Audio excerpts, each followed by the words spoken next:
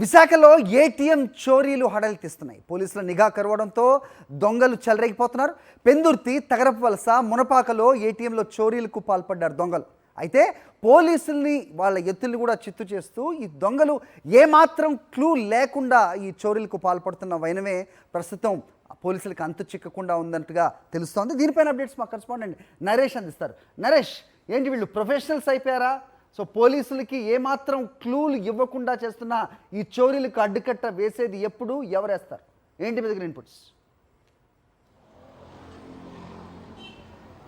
హరి, విశాఖపట్నంలో వరుస దొంగతనాలతోటి ప్రస్తుతం దొంగలు హడలెత్తే సిచ్యువేషన్ కనిపిస్తుంది. ఏకంగా విశాఖపట్నంలో పెందుర్తి, తగరపవలస, అదేవిధంగా అనకాపల్లి జిల్లాలో మునపాక వద్ద కూడా ఒక ఏటీఎం చోరీ ఘటన చోటు చేసుకుంది. మూడు కూడా అత్యంత కీలకంగా అంతరాష్ట్ర ముఠానే చేసిందని కూడా పోలీసులు అంచనాకు వస్తున్నారు. ప్రస్తుతం మనం ఒక ఏటీఎం వద్దన్నాము. ఇది విశాఖపట్నం అనకేపాలెం అవుతుంది, ఎస్బీఐ ఏటీఎం. ఇది కూడా గతంలో అంటే కొద్ది రోజుల క్రితం కూడా పెందుర్తి, అదేవిధంగా తగరపవలస, మరోవైపు మునపాకలో జరిగిన చోరీలో ఏటీఎం కూడా ఒకటి ఉంది. అయితే ఏటీఎంకి సంబంధించి మొట్టమొదటిగా అసలు దొంగలు ఏ విధంగా ఎంట్రీ అవుతున్నారు, ఏ విధంగా పూర్తి చేస్తున్నారు? ఎందుకంటే తగరపవలస, పెందుర్తిలో జరిగిన ఘటనకు సంబంధించి మొట్టమొదటిగా ఈ డోర్ ఓపెన్ అవడంతో నేరుగా గుణపాలు, అదేవిధంగా గ్యాస్ కట్టలతోటి లోపలికి ఎంట్రీ అయిన సిచ్యువేషన్ కనిపిస్తుంది. మరోవైపు మనం చూస్తున్నాం ఎగ్జాక్ట్గా సరిగ్గా ఎస్బీఐ ఏటీఎం, పెందుర్తి వద్ద ఉన్న ఏటీఎం కూడా ఇదే విధంగా ఉంటుంది. ఇలాంటి ఉన్న ఏటీఎంని గుణపాలతోటి కింది భాగంలో, ఇది ఆల్రెడీ ఫిక్స్డ్గా ఉన్న డోర్లో లాక్ అయిన డోర్ని కూడా గుణపాలతోటి ఈ ముందు భాగాన్ని వెరగొట్టిన సిచ్యువేషన్ అయితే కనిపించింది. పూర్తిగా తర్వాత గ్యాస్ కట్టలను ఉపయోగించి లోపల ఉన్న ఐరన్ మెటీరియల్ కూడా మొత్తం అంతా కట్ చేశారు. అయితే ఈ పూర్తి ఏ చర్య ఉంటుందో ఈ మొత్తం జరిగే ముందే లోపల ఎంటర్ అవగానే పైన రమేష్ ఒకసారి విజయం చూపించే ప్రయత్నం చేస్తాడు.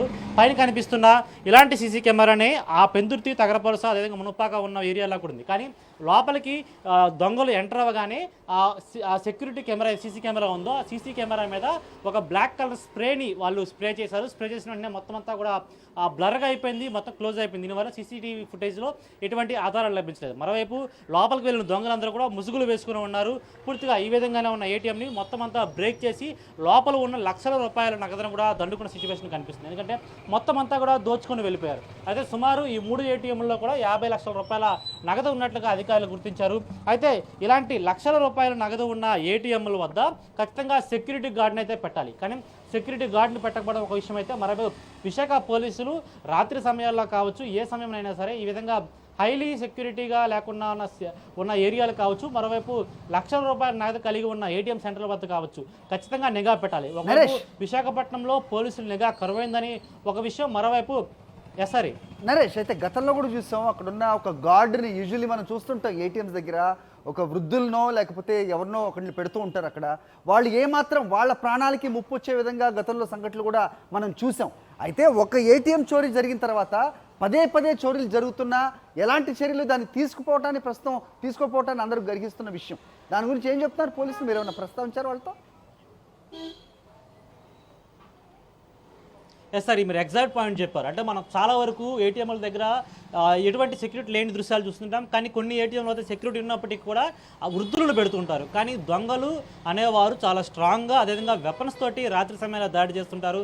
ఆదమరిచి ఉన్నా సరే వృద్ధులపై అటాక్ చేసి వారిని గాయపరిచి, అవసరమైతే వారిని హతమార్చి కూడా వారిని పూర్తిగా కూడా దాడి చేసి దోచుకొని వెళ్ళిపోతుంటారు. ఇలాంటి ఘటనలు చాలాసార్లు చోటు చేస్తున్నప్పటికీ ఒకవైపు బ్యాంకింగ్ సిస్టమ్ సంబంధించి, బ్యాంకింగ్ అధికారులు కావచ్చు, ఎందుకంటే పెందుర్తిలో నేను జరిగిన ఘటనకు సంబంధించి విశాఖపట్నం సిపి శంకరప్రత బాగ్చి, అదేవిధంగా క్రైమ్ డీసీపీ వెంకటరత్నం అందరూ కూడా సంఘటన స్థలానికి వెళ్ళి పూర్తి వివరాలు సేకరించారు. అక్కడ ఒకటి సెక్యూరిటీ గార్డ్ లేకపోవడం ఈ దొంగతనానికి సంబంధించి ప్రధానంగా ఒక సమస్య అయితే, మరోవైపు ఆ సెక్యూరిటీ గార్డు ఉన్నప్పటికీ వృద్ధులు పెట్టడంతో వారిపై దాడులు చేస్తూ కూడా దొంగతనాలు చేస్తున్న దృశ్యాలు కూడా కనిపిస్తున్నాయి. ఇలాంటి తరుణంలో ఖచ్చితంగా ఏటీఎంల వద్ద, ముఖ్యంగా భారీ నగదు డిపాజిట్ చేసే ఉన్న ఏటీఎంల వద్ద కూడా మరోవైపు యువకులను పెట్టాలి. వృద్ధులను పెడితే వారిపై దాడి చేసి హతమార్చే ఛాన్స్ ఉంది. మరోవైపు ఇలాంటి ఏటీఎం వద్ద చాలా వరకు కూడా లాకింగ్ సిస్టమ్ ఏదైతుందో అది దొంగతనం జరిగే సమయంలో అలారం సిస్టమ్ ఉంటుంది. కానీ అలారం సిస్టమ్ కూడా కొన్ని ఏటీఎంస్లో యాక్టివేట్ అవ్వకపోవడంతో దగ్గరలో ఉన్న పోలీస్ స్టేషన్కి కూడా సమాచారం లేకుండా సిచ్యువేషన్ కనిపిస్తుంది. పూర్తిగా ఒకవైపు పోలీసులుగా వైఫల్యం చెప్పుకోవచ్చు. సెక్యూరిటీ ఏర్పాటు చేయకపోవడం, సీసీ కెమెరాలు పనిచేయకపోవడం, దొంగల విచ్చలవిడిగా ఈ విధంగా నగదు దోచుకునే సిచ్యువేషన్ అయితే కనిపిస్తుంది. హరి, రైట్ నరేష్.